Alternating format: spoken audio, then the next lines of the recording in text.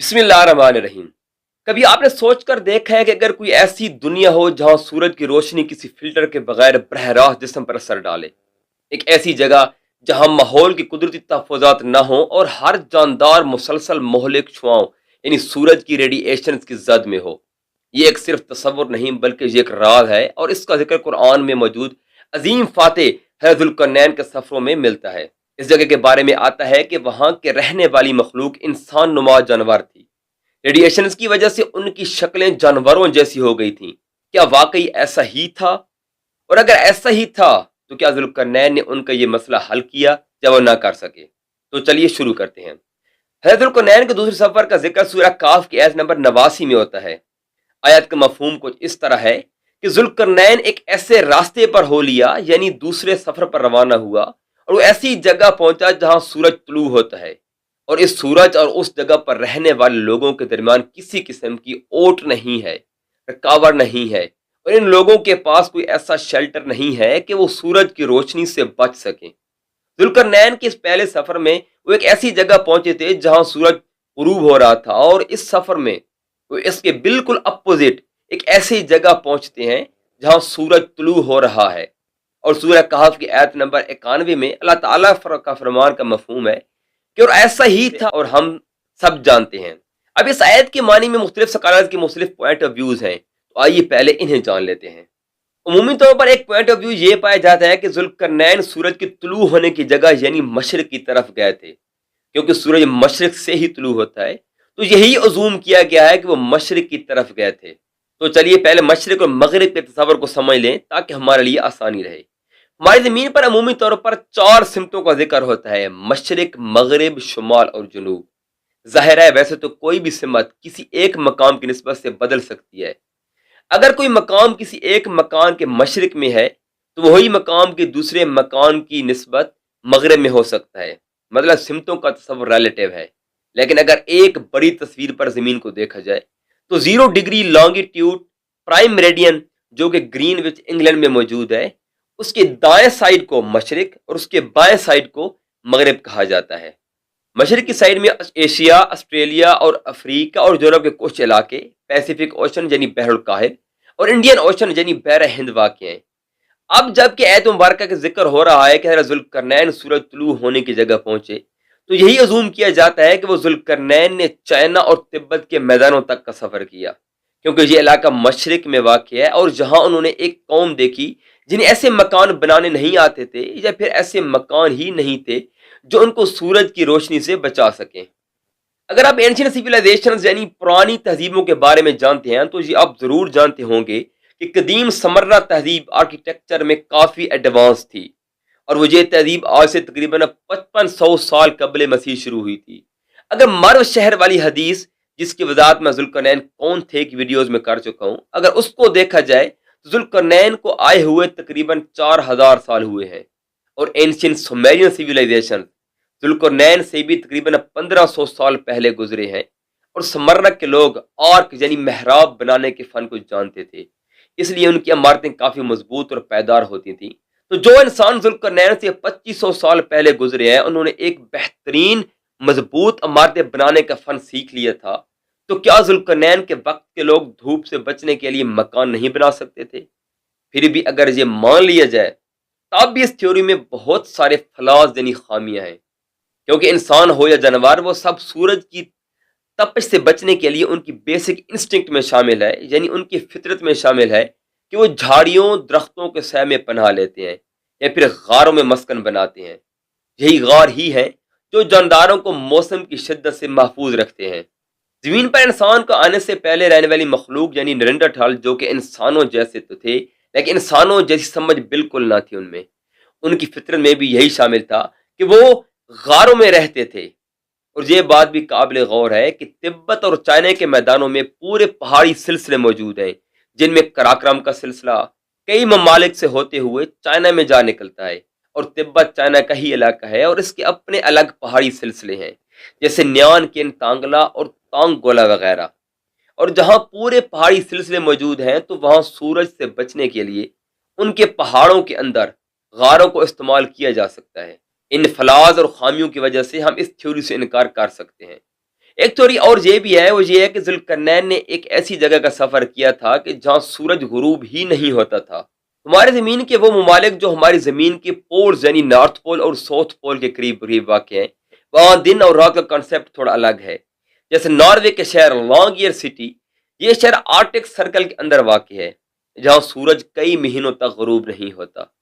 اور اس کے علاوہ ایسے شہر بھی ہیں جہاں 6 مہینے لمبا دن اور 6 مہینے لمبی راتیں ہوتی ہیں۔ تو کیا ذوالقرنین نے انہی جگہوں میں سے کسی جگہ پہنچے تھے؟ تو ایسا ہونا بہت مشکل ہے، کیونکہ آیت مبارکہ میں اللہ تعالیٰ فرماتے ہیں کہ وہ ایسی جگہ پہنچے جہاں سورج طلوع ہوتا ہے، اور یہ علاقے یا تو شمال میں ہیں یا پھر جنوب میں واقع ہیں، مشرق میں نہیں ہے، اور ان میں کوئی بھی ایسی پراپرٹی نہیں ہے جو اس آیت مبارکہ کے حساب سے بالکل ایکوریٹ بیٹھتی ہو، کیونکہ اگر مہینوں تک سورج غروب نہیں ہوتا تو ظاہر ہے اس کے ساتھ ہی مہینوں تک سورج طلوع بھی نہیں ہوتا۔ اور دوسری بات ہے کہ ان علاقوں میں سورج سے بچنے کے لیے درخت بھی ہیں، پہاڑ بھی ہیں، غار بھی ہیں، مطلب ان علاقوں میں سورج سے بچنے کے لیے شیلٹرز موجود ہیں۔ ایک تھیوری اور بھی ہے، اور یہ کہ ذوالقرنین ہماری زمین کے ساؤتھ پول یعنی براعظم انٹارکٹیکا پہنچے تھے، اور براعظم انٹارکٹیکا میں ہزاروں میل پر پھیلی برفیلی زمین ہے جہاں کوئی عمارت نہیں بنائی جا سکتی، کوئی درخت نہیں ہے، مطلب سورج سے بچنے کے لیے کوئی شیلٹر نہیں ہو سکتا۔ تو اس تھیوری میں کچھ نہ کچھ جان ہے، لیکن اس میں بھی مسنگ پارٹس ہیں، اور وہ یہ کہ اس پورے براعظم کے سینٹر میں اس کو کاٹتا ہوا ایک بہت بڑا پہاڑی سلسلہ ہے جسے ٹرانس انٹارکٹیکا ماؤنٹین کہتے ہیں، اور یہ سلسلہ تقریباً 3200 کلومیٹر تک پھیلا ہوا ہے، اور اس سلسلے میں سینکڑوں غاریں موجود ہیں جو سورج کی تپش سے بچنے کے لیے کام آ سکتی ہیں۔ پھر ایک سوال کھڑا ہوتا ہے کہ یہ بھی ممکن ہے کہ ذوالقرنین کے وقت یہ پہاڑ ابھی وجود میں ہی نہ آئے ہوں، کیونکہ پہاڑ بننے اور ختم ہوتے رہتے ہیں ٹیکٹونک پلیٹوں کی حرکت کی وجہ سے یا پھر زلزلوں کی وجہ سے پہاڑوں میں بدلاؤ ہوتا رہتا ہے۔ تو ہو سکتا ہے کہ یہ پہاڑ ذوالقرنین سے بعد میں وجود میں آئے ہوں۔ تو چلیے اسی کو چیک کر لیتے ہیں۔ براعظم انٹارکٹیکا سے ڈائنوسارز کے فوسل ملے ہیں جو کہ انسانوں سے کروڑوں سال پہلے زمین پر رہا کرتے تھے۔ تو ظاہر ہے پہاڑوں اور غاروں کے اندر سورج سے بچنے کے لیے ان کے شیلٹرز ہوں گے۔ اگر تسلی سے زمین کو اسٹڈی کیا جائے تو زمین سے کوئی بھی ایسا مقام وسیع پیمانے پر نظر نہیں آتا جہاں سورج سے نہ بچا جا سکے۔ اب سوال یہ کھڑا ہوتا ہے کہ اگر ہماری زمین پہ کوئی ایسا خطہ ہے ہی نہیں تو حضرت ذوالقرنین کا دوسرا سفر کس طرف تھا؟ حضرت حسن، حضرت قتادہ اور ابن جریر کے مختلف فرمانوں کو اگر ایک پیراگراف میں دیکھا جائے، ان کے مطابق حضرت ذوالقرنین ایک ایسی بستی میں پہنچے جہاں کے لوگ نیم وحشی تھے، وہ نہ تو مکانات بناتے تھے اور نہ ہی وہاں کوئی درخت تھا، اور نہ ہی انہیں سورج سے بچنے کے لیے کوئی ایسی چیز نظر آئی کہ جس کی مدد سے وہ سورج کی روشنی اور تپش سے بچ سکیں۔ ان کے رنگ سرخ تھے، قد پست تھے، اور عام خوراک ان کی مچھلی تھی، اور وہ سورج نکلتے وقت پانی میں چلے جایا کرتے تھے اور غروب ہونے کے بعد جانوروں کی طرح ادھر ادھر پھیل جاتے۔ وہاں کچھ اگتا نہ تھا۔ سلمہ کا قول ہے کہ ان کے کان بڑے بڑے تھے، ایک اوڑھ لیتے اور ایک بچھا لیتے، اور وہاں کوئی پہاڑ نہ تھا۔ ذوالقرنین کے پہنچتی انہوں نے ان سے کہا کہ دیکھو سورج نکلتے وقت باہر نہ ٹھہرنا۔ ذوالقرنین نے کہا نہیں، ہم تو رات میں ہی یہاں سے نکل جائیں گے، لیکن یہ تو بتاؤ کہ یہ ہڈیوں کے چمکیلے ڈھیر کیسے ہیں؟ انہوں نے کہا کہ یہاں پہلے ایک لشکر تھا، سورج نکلتے وقت وہ یہیں ٹھہرا رہا اور ان سب کو موت آ گئی، یہ ان کی ہڈیاں ہیں۔ یہ سنتی ہے ذوالقرنین وہاں سے واپس ہو گئے۔ اب یہاں غور کریں تو وہاں پر بسنے والی قوم کی مختلف خصوصیات بتائی گئی ہیں، جن میں ایک خصوصیت ان کے رنگ کا سرخ ہونا ہے۔ اگر دیکھا جائے تو ہماری زمین پر بھی سرخ رنگ کے لوگ رہتے ہیں، لیکن سرخ رنگ کا ذکر کرنا اس کا مطلب ہے وہ ایسا سرخ رنگ تھا جو قابل ذکر تھا، اور اس کے علاوہ ان کے بڑے بڑے کان ہونا۔ تو کیا زمین پر کوئی ایسا خطہ ہے کہ جہاں پر بسنے والی قوم کے اندر یہ ساری خصوصیات موجود ہوں؟ وہ اس قوم کے یہاں بیان ہوئی ہیں۔ اور اگر ایت مبارکہ کے لفظ مطلع الشمس پہ غور کریں اور اس کو اینالائز کریں تو یہ پورا سنیریو سمجھ میں آ سکتا ہے۔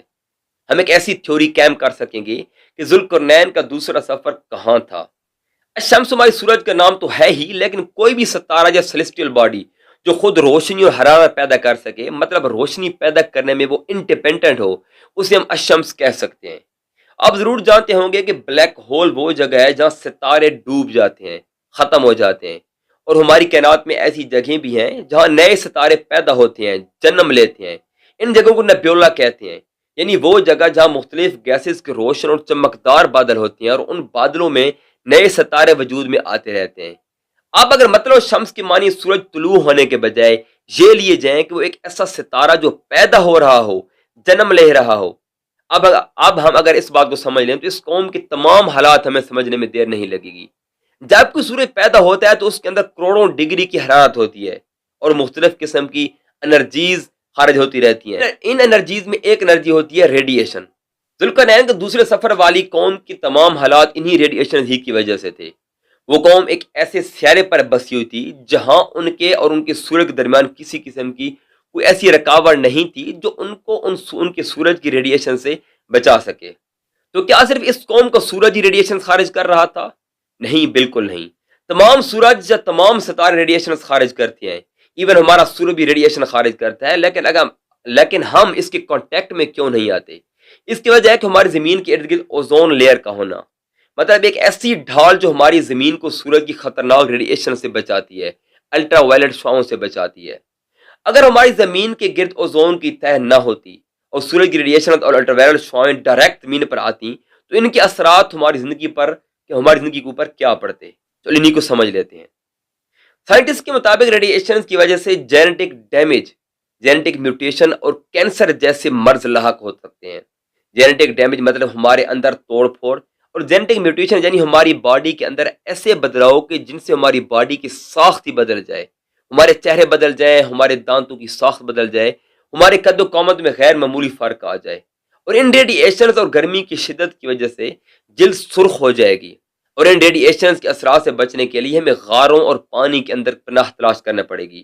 ان ریڈیشنز اور انتہائی گرمی کی وجہ سے زمین کے اوپر کچھ نہ اگے گا، ہمارے پانی کے اندر رہنے والے جانداروں اور پانی کے اندر اگنے والے پودوں وغیرہ پر بھروسہ کرنا پڑے گا، کیونکہ پانی الٹرا وائلٹ اور ریڈیشنز کے اثرات کو کافی حد تک ایبزارب کر لیتا ہے، جذب کر لیتا ہے۔ اور ظاہر ہے اگر خوراک کا واحد سورس ہی پانی کے اندر رہنے والے جاندار اور پودے وغیرہ ہوں گے تو خوراک کی قلت تو ہوگی ہی، تو سروائیو کرنے کے لیے انسان ایک قسم کا عدم خور بن سکتا ہے۔ اگر آپ اس پورے سنیریو کو دیکھیں تو ایسے لگتا ہے کہ جیسے حضرت ذوالقرنین کے دوسرے سفر میں ملنے والی اس قوم کا ذکر ہو رہا ہے جو مطلع الشمس کے قریب آباد تھی، اور اگر پانی کے اندر پناہ نہ لی جائے تو ڈائریکٹ سورج کی روشنی سے کانٹیکٹ میں آنے کے بعد ہمارا جسم ان ریڈیشنز اور گرمی سے جل بھن کر ختم ہو جائے گا، اور پیچھے بچیں گی ہماری ہڈیاں، جیسے کہ ذوالقرنین نے وہاں چمکیلی ہڈیاں دیکھی تھیں۔ اب سوال پیدا ہوتا ہے کہ قرآن شریف کی آیت کے مطابق ان لوگوں اور سورج کے درمیان کسی قسم کی اوٹ نہیں تھی، رکاوٹ نہیں تھی، اور ساتھ ہی یہ بھی پتہ چلتا ہے کہ وہ لوگ پانی میں گھس کر اپنے آپ کو سورج کی شدت سے بچا لیتے تھے۔ تو اس آیت میں سورج اور لوگوں کے درمیان اوٹ نہ ہونے سے کیا مراد ہے؟ تو دوستو، جہاں تک میں سمجھتا ہوں، جہاں ذکر ہو رہا ہے الیکٹرو میگنیٹک فیلڈ کا جو ہماری زمین کے ارد گرد موجود ہے، جسے میگنیٹوسفیئر کہتے ہیں، اور یہ ہمیں سورج کے الٹرا وائلٹ اور ان کی ریڈیشنز اور کاسمک ریڈیشنز یعنی کائنات میں کسی بھی طرح کی ریڈیشن سے محفوظ رکھتا ہے، اور چارج پارٹیکلز کو زمین تک پہنچنے کو بلاک کرتا ہے۔ چونکہ اس سیارے کے ارد گرد الیکٹرو میگنیٹک فیلڈ موجود نہیں تھا جو وہاں کے لوگوں اور ان کے سورج کے بیچ ایسی رکاوٹ پیدا کرتا، ایسی اوٹ بنتا جو ان کو سورج کی شدید حرارت اور اس کی ریڈیشن سے بچا سکے۔ میرے خیال میں اس لیے فرمایا گیا ہے کہ ان کے اور ان کے سورج کے بیچ اوٹ نہیں تھی۔ اب ایک سوال اور پیدا ہوتا ہے کہ ہو سکتا ہے کہ اس وقت زمین کے ارد گرد الیکٹرو میگنیٹک فیلڈ موجود نہ ہو، یہ بعد میں وجود میں آیا ہو۔ تو دوستو، یہ بتاتا چلوں کہ الیکٹرو میگنیٹک فیلڈ زمین کے کور کے اندر پگھلے ہوئے لوہے کی حرکت کی وجہ سے وجود میں آیا ہے، مطلب زمین کے باقاعدہ وجود میں آتے ہی الیکٹرو میگنیٹک فیلڈ وجود میں آ گیا تھا۔ اور دوسرا، اس خاص خطے کے علاوہ باقی تمام زمین پر انسانیت اپنی اثر شکل میں موجود تھی، تو یہ تھیوری کہ ذوالقرنین زمین پر ہی کسی خاص خطے میں گئے تھے خاصی کمزور ہوتی نظر آتی ہے۔ سورۃ تغابن سورہ نمبر 64 آیت نمبر 3 میں اللہ تعالیٰ کے فرمان کا مفہوم ہے کہ اس نے آسمان اور زمین کو حکمت پر مبنی پیدا کیا ہے، اور اس نے تمہاری صورتوں کو خوبصورت بنایا ہے، اور تم سبھی اسی کی طرف لوٹ کر جانا ہے۔ اب اگر اس آیت پر غور کریں تو کچھ ایسے اشارے ملتے ہیں جو کہ یہ ظاہر کرتے ہیں کہ اس آیت کی اس زمین کی بناوٹ میں بڑی حکمت شامل ہے۔ آیت مبارکہ میں لفظ حق استعمال ہوا ہے۔ حق کے مشہور معنوں کے علاوہ اس کا ایک معنی توازن یا بیلنس بھی لیا جا سکتا ہے، مطلب زمین ایک انتہائی توازن اور بیلنس کے ساتھ قائم کی گئی ہے، کیونکہ جہاں تک انسانی علم پہنچا ہے زمین ہی وہ واحد سیارہ ہے جہاں زندگی موجود ہے، یعنی اس زمین کی بناوٹ ایک انٹیلیجنٹ ڈیزائن ہے، مطلب ایک خاص حکمت سے بیلنس کی گئی ہے جو کہ ہمیں کاسمک ریڈیشن سے محفوظ رکھتی ہے، اور زمین پر موجود زندگی کی بقا اسی میں ہے، اور انسانوں کی شکلوں کا خوبصورت ہونا یہ بھی ظاہر کرتا ہے کہ اگر زمین کے ارد گرد کوئی سدرہ یعنی کوئی اوٹ پردہ نہ ہوتا تو انسانوں کی شکلیں بھی میوٹیشن کی وجہ سے بدل جاتی، جیسا کہ 13ویں صدی کے فارسی دان محمد اوفی کی کتاب لباب الالباب میں آتا ہے کہ ذوالقرنین کے دوسرے سفر میں ملنے والی قوم کی شکلیں جانوروں سے ملتی تھیں اور ان کے دانت نکیلے اور جانوروں جیسے تھے۔ یہاں یہ بات ذکر کرنا ضروری ہے کہ اس طرح کے ٹیکسٹ میں اوتھینٹسٹی کی کوئی گارنٹی نہیں ہوتی، کیونکہ یہ بعض اوقات کہانیوں سے متاثر ہوتا ہے۔ بہرحال اوتھینٹسٹی کے لیے قرآن اور احادیث موجود ہیں، اور قرآن اور احادیث میں ایسا کوئی چیز نہیں ملتی جس کی بنا پر ہم کنفرم یہ کہہ سکیں کہ وہاں کے لوگ کیسے تھے۔ اس کے بعد شروع ہوتا ہے ذوالقرنین کا تیسرا سفر، اور یہ تیسرا سفر اتنا مشہور ہے کہ باقی کے دو سفروں کے بارے میں زیادہ تر لوگ نہیں جانتے، لیکن تیسرا سفر تقریباً ہر شخص کی زبان پر ہے، اور اس تیسرے سفر میں وہ ایسی جگہ جاتے ہیں جہاں کے لوگ انہیں یاجوج اور ماجوج کا راستہ روکنے کے لیے اپیل کرتے ہیں، اور وہاں ذوالقرنین مشہور زمانہ دیوار ذوالقرنین بناتے ہیں، اور ان سب کا ذکر انشاءاللہ اگلی ویڈیو میں۔ تب تک کے لیے اللہ حافظ۔